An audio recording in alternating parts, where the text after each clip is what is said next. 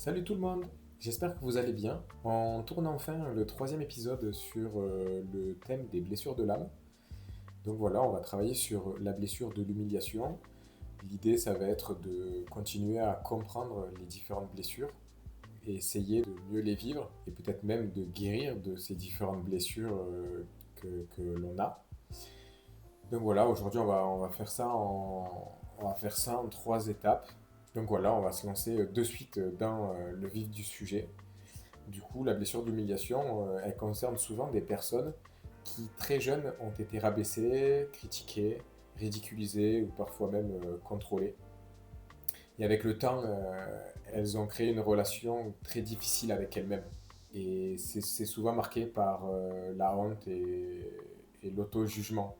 Voilà, d'être relativement méchant avec elles-mêmes.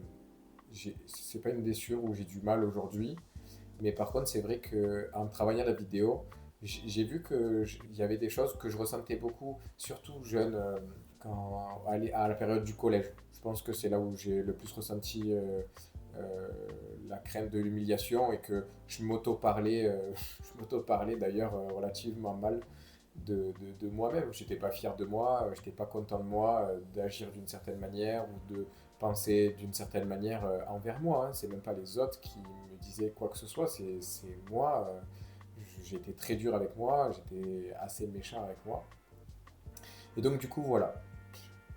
Comment savoir si on est concerné par la blessure de l'humiliation? Les personnes qui sont touchées par la blessure de l'humiliation, elles ressentent de la honte, elles ont peur du jugement des autres et elles ont du mal à poser des limites dans les relations. Elles sont aussi capables de supporter des situations ou des relations qui leur sont très difficiles. Elles arrivent à rester dans ces situations-là longtemps, quoi. Elles sont souvent bloquées même dedans. On peut aussi les reconnaître facilement parce que dans les groupes, ces personnes-là, enfin les personnes qui ont du mal avec l'humiliation, elles vont souvent se faire très petites. Elles vont très peu prendre la parole par peur d'être jugées, par peur de se prendre des remarques désagréables ou qui les déstabiliseraient. C'est des personnes aussi qui s'excusent beaucoup, qui s'excusent fréquemment. Elles vont se demander pardon pour tout et rien, pour même des fois des choses qui sont assez insignifiantes. Et pareil, elles font pas de bruit sur ce qu'elles vivent, sur ce qu'elles ressentent, sur les émotions qu'elles ont. Elles restent à leur place. Globalement, c'est des personnes qui, qui font très peu parler d'elles, qui restent à leur place et qui ne veulent pas faire trop de bruit, quoi. Comment guérir de la blessure d'humiliation? Du coup, voilà, là, on va aborder, d'essayer de trouver des solutions pour arriver à mieux vivre avec la blessure et peut-être arriver à en guérir. La première des choses, ça serait d'apprendre à dire non quand vous souhaitez, quand vous ne souhaitez pas faire quelque chose.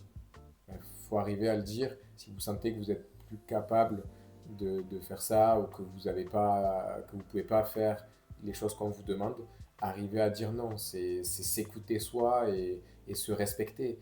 Respectez-vous si vous ne pouvez pas faire quelque chose, ben respectez ça en disant non, quoi.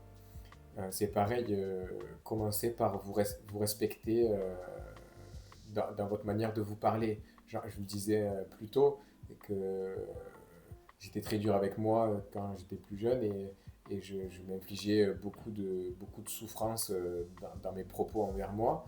Et c'est des choses qu'il faut arriver à ne plus faire pour pouvoir se sentir mieux. Par exemple, on pourrait dire, on agit mal et on pourrait dire, ouais, je suis trop nul, je, je, ce qui m'arrive c'est mérité. Mais en fait, il faut arriver à pouvoir se dire, j'ai fait des erreurs, mais par contre, ça va me servir et grâce à ça, je vais pouvoir évoluer. Voilà, c'est d'autant plus positif de penser comme ça. Donc voilà, l'idée, ça va être d'être beaucoup plus sympa avec soi. C'est deux choses pour guérir, il y a pas grand-chose. Mais en fait, ces choses-là, elles sont quand même relativement essentielles et ça va vous permettre de vous sentir mieux avec vous et de pouvoir vous accepter en tant que personne et aussi de pouvoir vous assumer dans des groupes, de pouvoir accepter de faire partie de ces groupes-là, de pouvoir vous sentir bien à faire des erreurs, à dire des choses que vous n'auriez pas eu à dire. Auparavant, vous ne vous les aurez pas dit, vous les aurez gardées pour vous et voilà. Donc c'est d'arriver à pouvoir se sentir libre avec les gens autour de nous et d'accepter que les gens ils peuvent être méchants ou porter un jugement sur vous qui est inapproprié, mais que vous faites quand même et que vous arrivez quand même à être là et vous sentir bien avec ça. Maintenant, on va passer à comment aider une personne concernée par la blessure d'humiliation. Donc voilà, donc ça c'est si vous constatez qu'il y a une personne autour de vous dans votre entourage ou dans votre cercle amical, si vous voyez qu'il y a une personne qui est concernée par la blessure d'humiliation, ça serait d'essayer du plus que vous pouvez de ne pas les rabaisser, d'arriver à être sympa avec eux. Et pareil, des fois, on peut tourner les choses à l'humour ou faire des blagues, voilà, des petites blagues piquantes.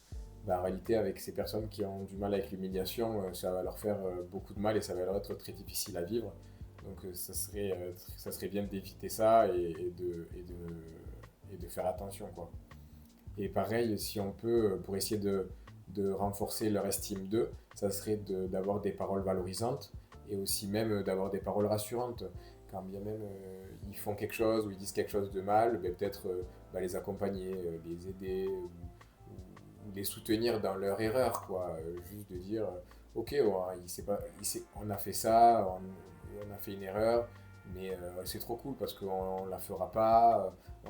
Ou alors se montrer être présent pour ces personnes-là dans les moments où ils n'ont pas été bons dans ce qu'ils ont fait. Et, et voilà, les soutenir quand ils arrivent à dire non. En fait, quand on voit toutes les choses qu'ils ont du mal, donc dans la première étape, toutes les choses qui montrent qu'ils ont la blessure d'humiliation, ben là, dès qu'on voit que ça concerne l'humiliation, ben arriver à les soutenir ou à les aider parce qu'on sait que ça doit être des moments difficiles pour eux. Donc voilà, c'est essayer d'être là pour eux correctement, dans les paroles, dans le comportement, et voilà, d'essayer d'arriver à pouvoir les soutenir profondément. Du coup, voilà, on a fait un peu le tour sur la blessure de l'humiliation. C'était pas une grosse vidéo, mais bon, les trois qui restent, comme je vous ai dit, donc la blessure de la trahison, l'injustice et l'humiliation, c'est des sous-catégories des blessures de l'âme.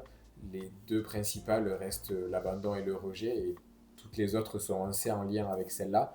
Donc je pense que les trois vidéos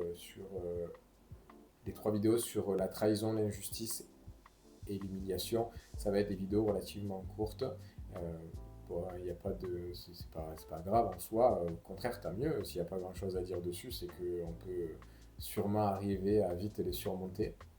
Mais voilà, en tout cas, j'espère que cette courte vidéo aura pu vous apporter des éléments ou aura pu vous aider. Je vous dis à très bientôt pour aborder le sujet de l'injustice et de la trahison. Et on se retrouve très vite. Passez une bonne semaine, un bon week-end. À très bientôt. Ciao.